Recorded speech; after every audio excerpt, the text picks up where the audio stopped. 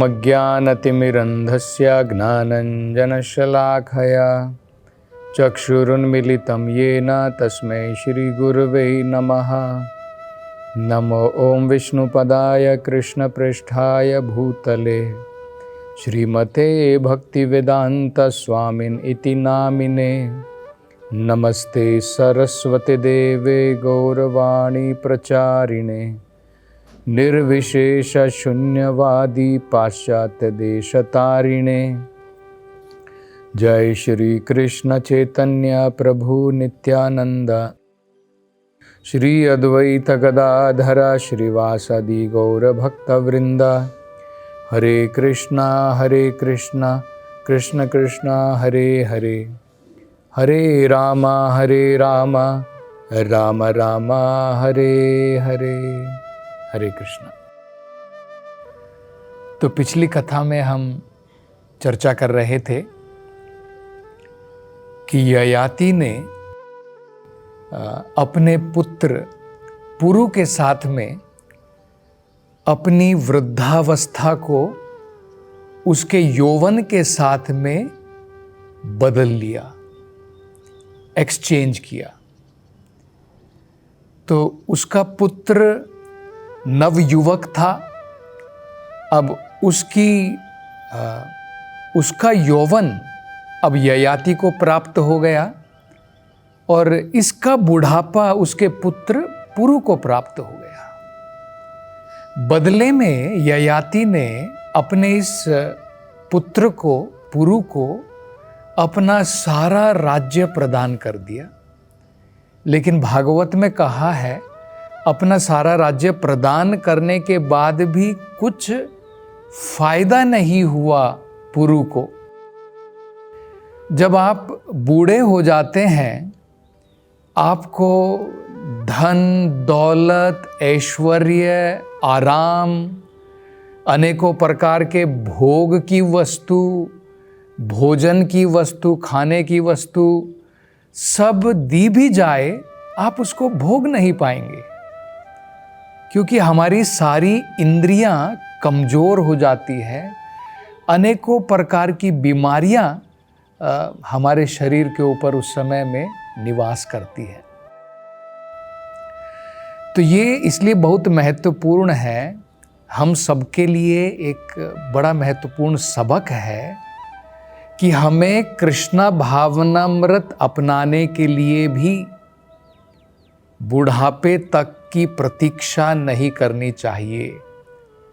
कई बार हम देखते हैं लोग ऐसा सोचते हैं कि अभी बचपन मेरा खेलने का है, जवानी मेरी अनेकों प्रकार की काम वासनाओं को तृप्त करने के लिए है, और जब बुढ़ापा आएगा तब मैं देखेंगे, तब जो है उसके बारे में, आध्यात्मिक जीवन के बारे में सोचूंगा।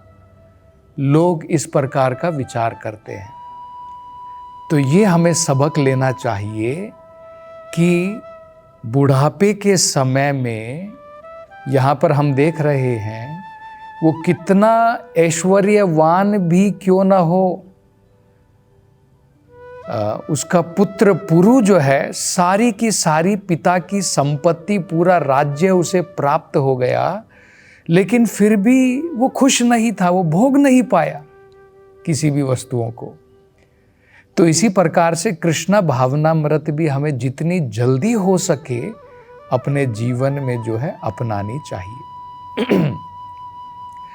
आगे नारद जी बताते हैं राजा प्रचिन बरही को, वो कहते हैं, हे राजा, मैं जब एक बार ब्रह्मलोक से जब यहाँ पर पृथ्वी लोक पर आया, तो उस समय में ये जो काल कन्या थी, तो काल कन्या कौन है? समय की पुत्री जरा, वृद्धावस्था।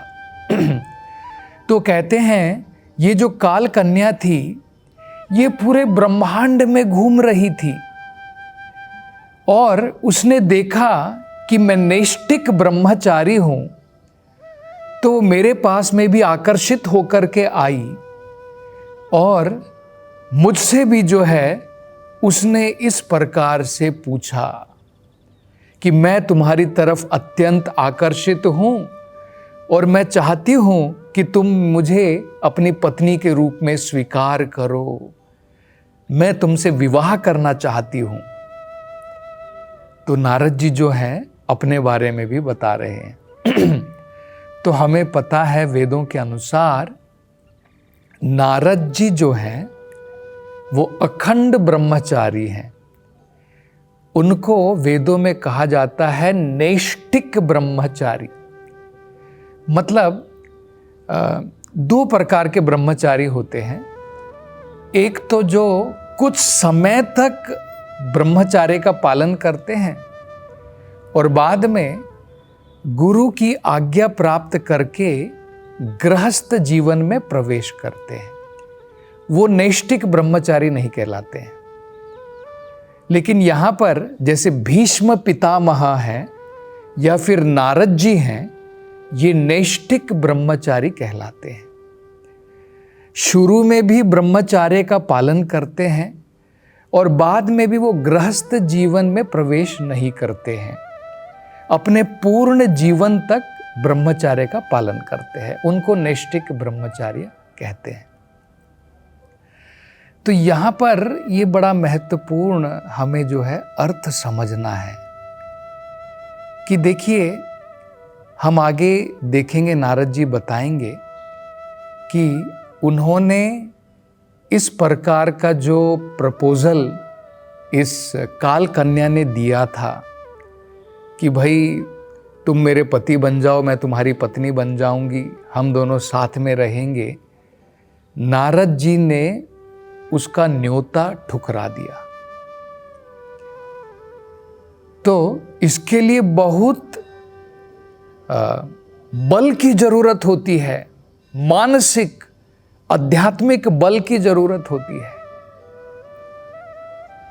क्या कोई व्यक्ति, नवयुवक व्यक्ति एक युवती के जो है न्योते को ठुकरा सकता है, उसके प्रपोजल को ठुकरा सकता है? बहुत मुश्किल होता है।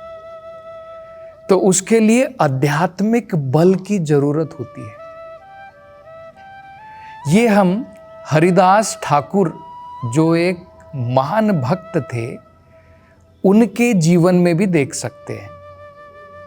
हरिदास ठाकुर का जन्म हिंदू परिवार में नहीं हुआ था। उनका जन्म एक मुस्लिम घराने में था, लेकिन वो चैतन्य महाप्रभु के बड़े ही महान शिष्य थे। तो दिन में रोज भगवान के 3 लाख नामों का जप करते थे। आज भी अगर आप जगन्नाथपुरी में जाते हैं तो जगन्नाथपुरी के पास में ही जहाँ पर समुद्र है, वहाँ पर हरिदास ठाकुर की उनकी जहाँ पर वो नाम का जप करते थे, भजन स्थली जिसे कहते हैं, वो भजन स्थली आज भी वहाँ पर है। तो आपको भी अगर कभी समय मिले, आप जगन्नाथपुरी जा रहे हैं, तो इन महान भक्त श्रीला हरिदास ठाकुर, उनकी भजन कुटीर, भजन स्थली पर भी जरूर जाइए। तो बताया जाता है कि हरिदास ठाकुर, क्योंकि वो मुस्लिम घराने से थे और वो भगवान के हरि नाम का जप करते थे, तो कुछ मुस्लिम लोगों ने मिल कर के एक योजना बनाई कि उनको बदनाम किया जाए, उनका अपमान किया जाए, उनका अपयश फैलाया जाए। और क्योंकि वो ब्रह्मचारी थे, तो ब्रह्मचारी के ऊपर सबसे बड़ी बदनामी तब हो सकती है जब अगर वो किसी स्त्री का संग करता है। तो एक बड़ी ही नव युवती को भेजा गया ताकि वो उसको लालच में बांध करके उसके साथ शारीरिक संबंध बना सके। लेकिन हरिदास ठाकुर ने उसके प्रस्ताव को ठुकरा दिया, जो उसने प्रस्ताव दिया था कि भाई तुम नवयुवक हो, मैं नवयुवती हूँ और हम आपस में मिलकर के भोग कर सकते हैं। तो हरिदास ठाकुर ने कहा कि मैं तुम्हारी इच्छा जरूर पूरी करूंगा, लेकिन तुम्हें प्रतीक्षा करनी पड़ेगी। मैं अपने बिना जप पूर्ण किए हुए 3 लाख जो मैं नाम का जप करता हूं, उसको बिना पूर्ण किए हुए भोजन भी नहीं खाता हूं। तो तुम प्रतीक्षा करो, मेरा जप पूर्ण हो जाएगा, उसके बाद मैं तुम्हारी इच्छा पूरी करूंगा। तो हरिदास ठाकुर तो पूरे दिन रात जप करते थे। 3 लाख भगवान के नाम का जप, हरे कृष्ण मंत्र का जप इतना आसान नहीं है, बहुत समय लगता है। तो 7 दिन तक ये वैश्या जो है वहाँ पर आती रही, और उसके बाद में जो है हरिदास ठाकुर के नाम के जप के प्रभाव से ये भी जो है हरिदास ठाकुर की शिष्य बन करके वो भी भगवान के नाम का जप उसने भी प्रारंभ किया। वो भी एक महान भक्त बनी। तो बहुत आध्यात्मिक बल की जरूरत पड़ती है अगर हम किसी स्त्री, किसी नवयुवती के प्रस्ताव को ठुकराना चाहें तो। लेकिन ये हमें समझ में आना चाहिए कि जब व्यक्ति ब्रह्मचर्य का पालन करता है तो उसके ऊपर जरा का प्रभाव, वृद्धावस्था का प्रभाव नहीं होता है। ये हम देखेंगे, जो आध्यात्मिकता में प्रगति करता है उस व्यक्ति के ऊपर जरा का वृद्धावस्था का प्रभाव नहीं होता है। जो व्यक्ति बहुत ज्यादा काम वासनाओं में लिप्त रहते हैं वो जल्दी बूढ़े हो जाते हैं। ये समझ करके रखिए, बहुत महत्वपूर्ण है समझना। जो व्यक्ति अपनी शक्ति को, हमारी ये जो शक्ति होती है इसको वीर्य कहते हैं, अगर हम इसका दुरुपयोग करते हैं, काम वासनाओं में लिप्त होकर के ब्रह्मचर्य का पालन नहीं करते हैं, तो हम जल्दी अनेकों प्रकार की बीमारियों से घिर जाएंगे और बुढ़ापा बहुत जल्द हमारे ऊपर आक्रमण करेगा, हमारे साथ में जल्दी विवाह कर लेगा। तो ये बड़ा महत्वपूर्ण प्रसंग हमें समझना है। तो नारद जी आगे कहते हैं कि मैंने इस काल कन्या का प्रस्ताव ठुकरा दिया, मैंने एक्सेप्ट नहीं किया, और इसके कारण ये काल कन्या जो है ये बड़ी क्रोधित हो गई और क्रोधित होकर के मुझे शाप दे दिया कि हे नारद, तुमने मेरे प्रस्ताव को ठुकरा दिया है, मैं तुम्हें शापित करती हूं कि तुम किसी भी एक स्थान पर ज्यादा समय तक नहीं रह पाओगे। तो ये भी समझना बड़ा महत्वपूर्ण है। देखिए, अगर हम नारद जी के पद चिन्हों पर चलते हुए अगर हम इस प्रकार के प्रस्ताव को ठुकरा देते हैं तो नारद जी की कृपा हमें प्राप्त होगी।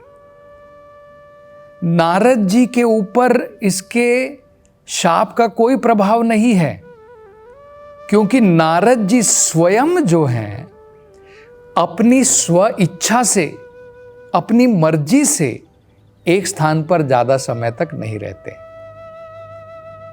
क्योंकि नारद जी अत्यंत दयालु हैं।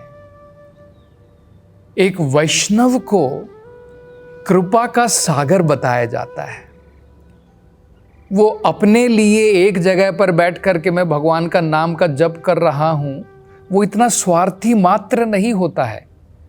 भगवान का नाम का जप भी करता है और बाकी लोगों को कृष्ण भावनामृत बनाने के लिए, भगवान का संदेश सुनाने के लिए जगह जगह पर नारद मुनि विचरण करते हैं।